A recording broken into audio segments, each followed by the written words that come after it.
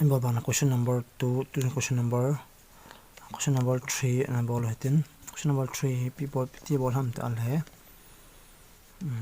be hitin 11x minus 3 equal to 12 minus 4x hin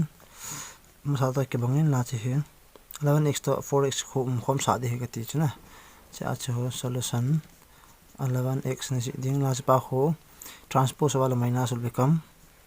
plus 4x equal to 12 na si dina che na minus la nga chi ki phale plus ke so ding chu 11 to 4 plus ale 15x maintain ale 11 plus 5 11 to 12 to 3 plus ale 15 maintain x equal to 15 cho ta bang phal hen 15x equal to 15 ho number to ta bang hi ahung phal hen x equal to 15 chipa na koi la deu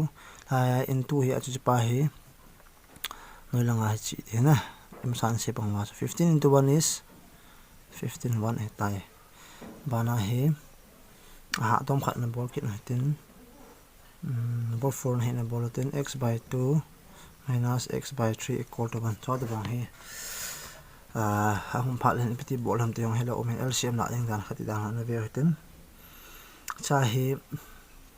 chen hi LCM la over hele LCM to number 10 hi factor ke bang ani han lawa le hi ala cho to hin en 2 jing de hin 2 3 r 6 en 2 nge nga le ma cross multiply na bol he 2 3 r 6 na mo banga chu 3 into x chu 3x minus la minus plus na ko idina 2 into x chu 2x equal to 1 no hawan ame ke chuna mel chi yang la chi cho ale asika cross multiplication in board of hela che ale 3x minus 2x equal into 1 is cross multiply board heta na 3x minus 2x 1 to akin to la me 6 into 1 is 6 ang hitan bana him 3x minus 2x to x ang heading x to heading 6 ang hitai so LCM la ji de cho to on pha na bana into na khat na bol tin Roman number 6 dom khat number 6 into 6 hung ge ding bracket yo ko khumal into sen hen chuma sa pena he de tin 6 into x plus 3 minus 4 6 minus x equal to 0 chene value then solution is ding chus daring a bol dan he into zing hitan so the bang pal into he ka ti chuna bracket on pal le nga 6 on pal 6 into sen na hin 6 into x is 6x 6 kiti number figure number hin as x y la variable ti chuna ki het de he so the bang hum khom pal chun algebra helawale equation an sim do he de chu sei tavin 6 into x to 6x heading plus na ko de minus na ko minus na ko de ha mana plus ko tavin 6 3r 18 na ko ding minus hin minus into 4x to minus into 6 to na bol sa pending mana minus 4 into minus x na bol minus 4 into 6 to 6 4r 4 6r 24 minus plus minus plus 4 into x is 4x e di khat chu na hi minus 2 into 2 chu minus 4 di minus khat pan ja chana minus 2 into minus 2 equal to answer 4 hadi aji chu bham dale minus chu plus hadi he into a chana chu nga chu chi bolo hin to x omin ko khom ngai tan 6x na si ding lai plus will become minus 4x is it due 6x minus 4x equal to is it due equal to is it vale minus pa 0 lang chi ale minus will become 24 sa so say time transposition e bolo hin ala 24 ang chi ale hin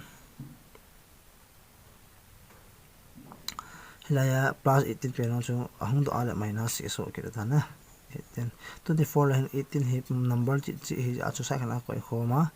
4x le 6x hi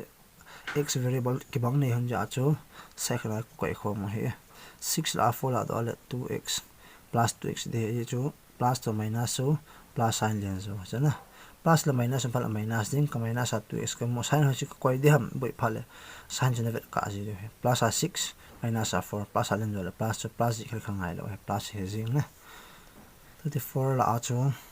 18 la do al le chun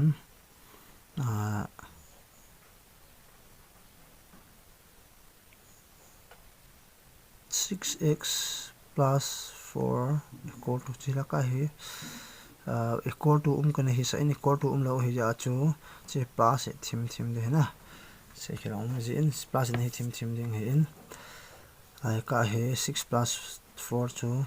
10x on heading 24 minus 8 chu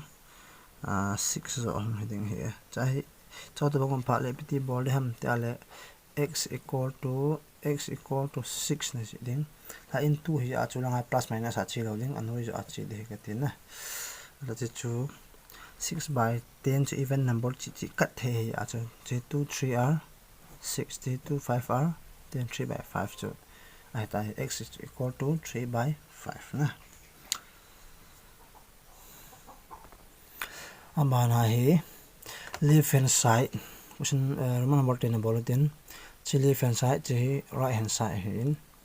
left hand side right hand side he ka equal to phal epiti board ham tin na board tin chi board phat leo mas pe na he deu khat chu au man ni nyam phat le hin cross multiplication in board na phat le hin 3 in matin into ding cho 7 matin into ding ka is equal to de ti chu ke deu 3 into x to 3x minus la minus na ko ding 3 7 are 21 equal to na ko di 3 to matin si se ka into e mana equal to ko e pana 7 into x is 7x minus la minus 7 3 are 21 chang ding hin bana chun cho hi x to x ko khom ni ka ti in light tang ho chu langa he plus hon ale minus e ki so tan equal to minus 21 hi in minus langa chi do ale plus position hi phale plus e ki so ki tan he ale chu ha ka ha ta plus minus ki ti na so he so la 3 la do ale 3 4 5 6 7 4x zo na le 4x in ha sang koi di na boi phat la hin ho che ham vet ka jin ka tin 3 ma sangai plus hin plus 3 hin chi minus 7 hin minus 4x equal to minus plus cho minus in 21 la 21 la do ale ajat ta mo 0 te lo lo na chha la chen cho minus 4x equal to 0 hi x value ho je wa chu x equal to 0 ti x equal to 0 wala minus 4 pa ha chi dha into hi a cha noi langa chi chu 0 to 3 ki divide chu 0 thau de na x equal to 0 hi